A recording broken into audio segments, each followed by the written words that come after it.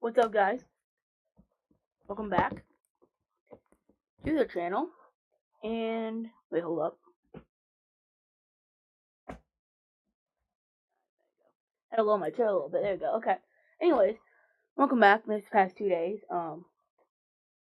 Yeah, we're not doing that again. I'm sorry, guys. But anyways, we're back. Today's Hockey Thursday, which is like the sport I know most. It's kind of my sport. I'm learning. I know the other sports, but it's just like the main one, you know. So like, yeah. Tomorrow's my off day, even though I just had like 2 off days.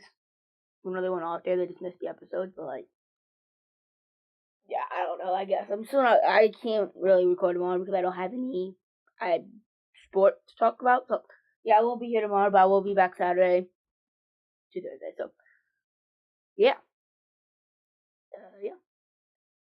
So today's Hockey Thursday. Normally we go over NHL, NCAA Hockey, PWHL, CHL, and USHL.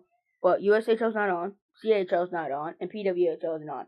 So 3 are out. We're gonna go over hockey news, and then this week's version of the NHL Awards Ballot, Stanley Cup favorites, and top 15 power rankings, top 15 power rankings, and then the top 5 Hobey Baker favorites, which is like a college hockey MVP and national championship favorites. So that's what we're gonna do this week. So yeah, and we'll add PWHL, USHL, and CHL to that conversation. Let me get there. Okay. So hockey news. Let's get into it here. Hurricanes signed Jackson Blake to an 8-year, $5.625 million AAV contract. Deal begins 26-27. So yeah, I like this deal. We signed for 9 years because 8 years because next season that month. 9 years. Yeah, 9 years because he's still on contract next season, and then the next season is when the 8-year contract kicks in. So yeah, I mean he's blocked up for the long term. Long term, 9 more years. 8 extra years on top of the 1 year he has, so 8 plus 1's 9. So yeah, 9-year contract basically, 9 more years of Jackson Blake. Good AAV, you know, he got like 34 points last season, 17 goals, 17 assists. He has 50 to 60, maybe 70 point potential while playing phenomenal defense. Great deal, got him for 9 more years, 8 extra years on top of that, on top of the 1 year. Islanders and Siplikov avoid arbitration to a 2-year, $2.25 million contract. I like this deal. Siplikov, he's a good player. High forward checking, high motor, 30-40 point, bottom 6, middle 6 even. 4. Chicago goalie Arvid Soderblom re-signs with Chicago Blackhawks on a 2x2.75, so 2 years, $2.75 million per year. Chicago, yeah. I mean, they have the starting goalie. Soderblom will probably play backup until either Camisilo or Camisilo comes up later in the year. Steven Lawrence signed to a 3-year, $1.3 million per year by Toronto's low-event fourth-line energy winger who kills penalties to finish his tracks. Yeah, he finishes tracks, lays the body, great penalty killer, and just there for depth, basically. Good, pretty decent deal. Got him for 3 more years. Connor Timmins who signed Buffalo to 2-year, $4.4 million. I like this deal. Well, the defense, you know. Jaden Struble signing with the Canadiens, 2-year, $2.825 million. Yeah, I like the deal. And that's it. That's it for hockey news over the past week that I saw, at least. Okay. So the NHL July 31st, 2025, this week's edition of the Awards Ballot, Stanley Cup Favorites, and Power Rankings made by me. Let's get into it here. Starting with the Hart Trophy. Connor McDavid. Connor McDavid's my pick right now for the Hart Trophy.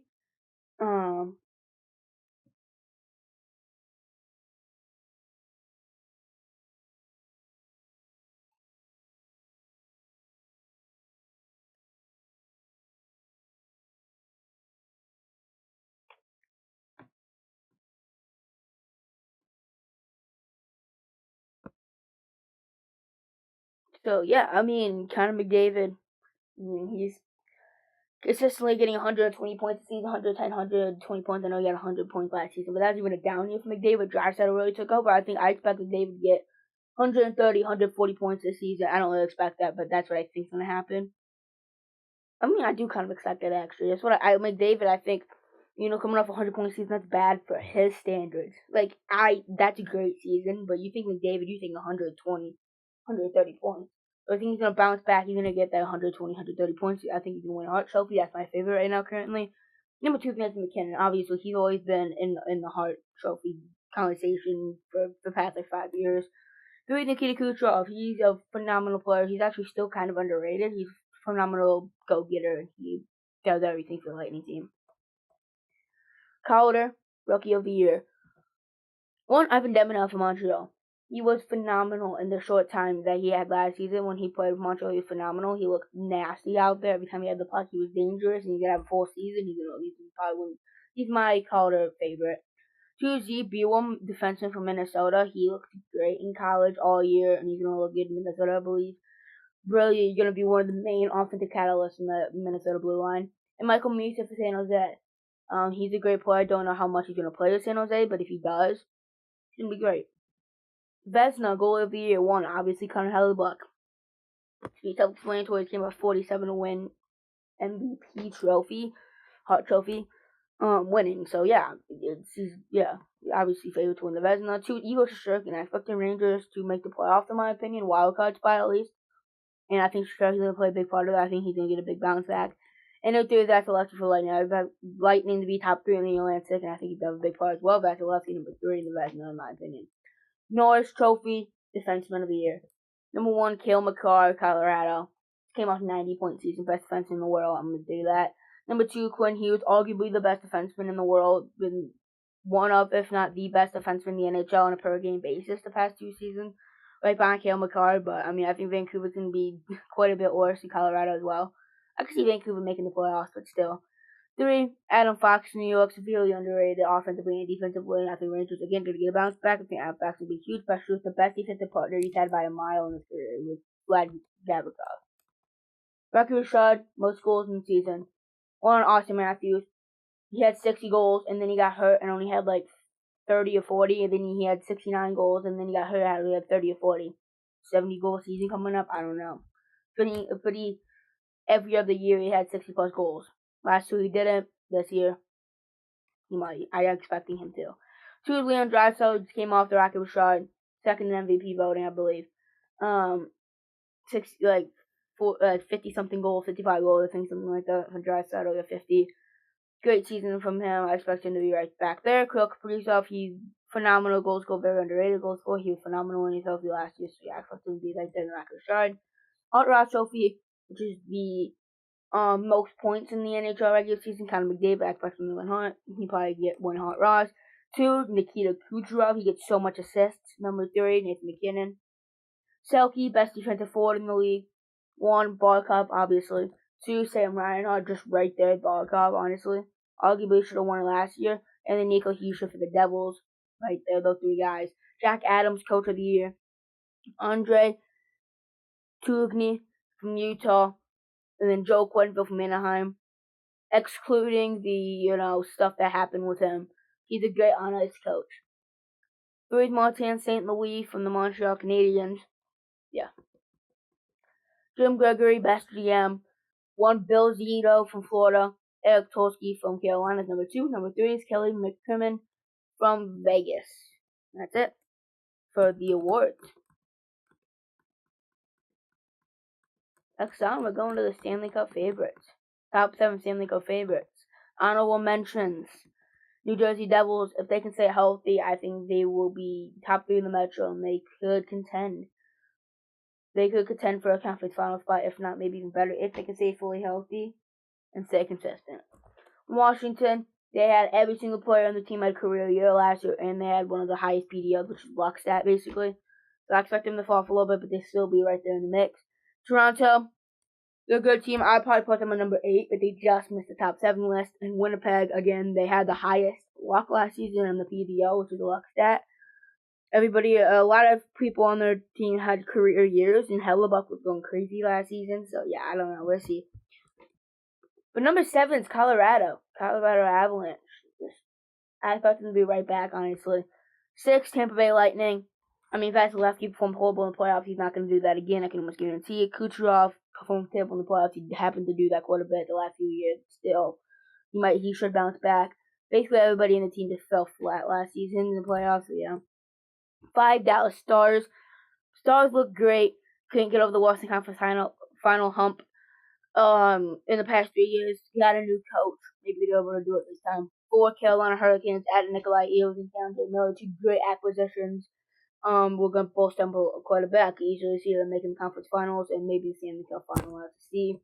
Number 3 is Edmonton Oilers, obviously back-to-back Western Conference champions, unable to beat the Panthers, but they're gonna look to improve themselves. But as of right now, I think the Pacific Division rivals are above them right now. Number 2 is Vegas Golden Knights. They're the favorites come out of the West for me. Then obviously number 1 Stanley Cup champions, back-to-back defending Stanley Cup champions, 3-time Eastern Conference champions in a row. Obviously, and they're continuing to get better. Literally re-signed everybody back for Panthers, obviously. So yeah, top 7 Stanley Cup favorites. Honorable mentions: Devils, Capitals, Leafs, Jets. Number 7 is Colorado Avalanche. 6, Tampa Bay Lightning. 5, Dallas Stars. 4, Carolina Hurricanes. 3, Edmonton Oilers. 2, Vegas Golden Knights, and 1, Florida Panthers. Top 15 power rankings. Honorable mentions: Montreal, St. Louis. I know St. Louis just missed it. Yeah, this is coming into next season, expecting next season. So I think St. Louis is like 16, probably about 16, but 15 power rankings. 15 is Utah. Yes, I expect Utah to be better than St. Louis this year by just a couple of points, but I still expect them to be slightly better. Yeah. 14, Montreal Canadiens. Why do I have Montreal here? And why did I spell Canadian like that? I'm not quite sure. We're gonna because I didn't do that. Anyways, I'm gonna give it to Montreal here because I don't know why Montreal here, but yes, Montreal is number 14 in my opinion. I probably should have put the Mammoth above them, but I don't know. And the Blues might even be better than them. I don't know. We'll just see how it goes. But in the East as well, East is really wide open.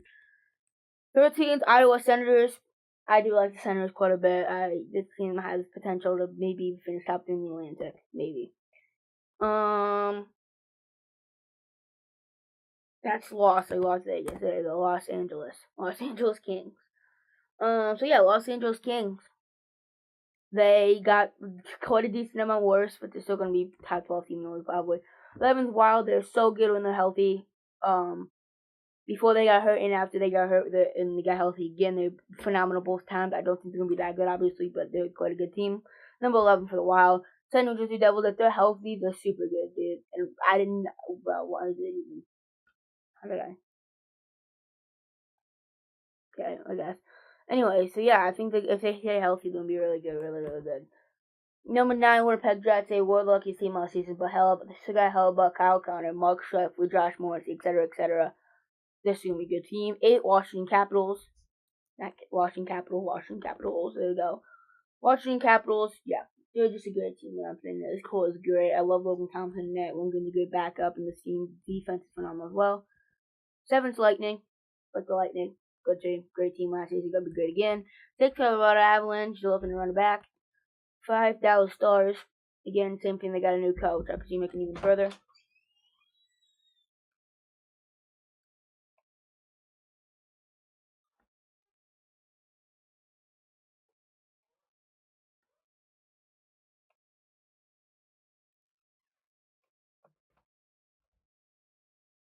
Yeah, Dallas Stars. Looking like 5. 4, Hurricanes. Added Ehlers and Keandre Miller. Good acquisitions. Looking to be even better this season. They should be at least. 3, Edmonton Oilers. Yeah, I don't know how confident I am with Stuart Skinner and their depth overall. 2 is Vegas. They added Mitch Marner. They're looking really good. And Florida Panthers, obviously, number 1.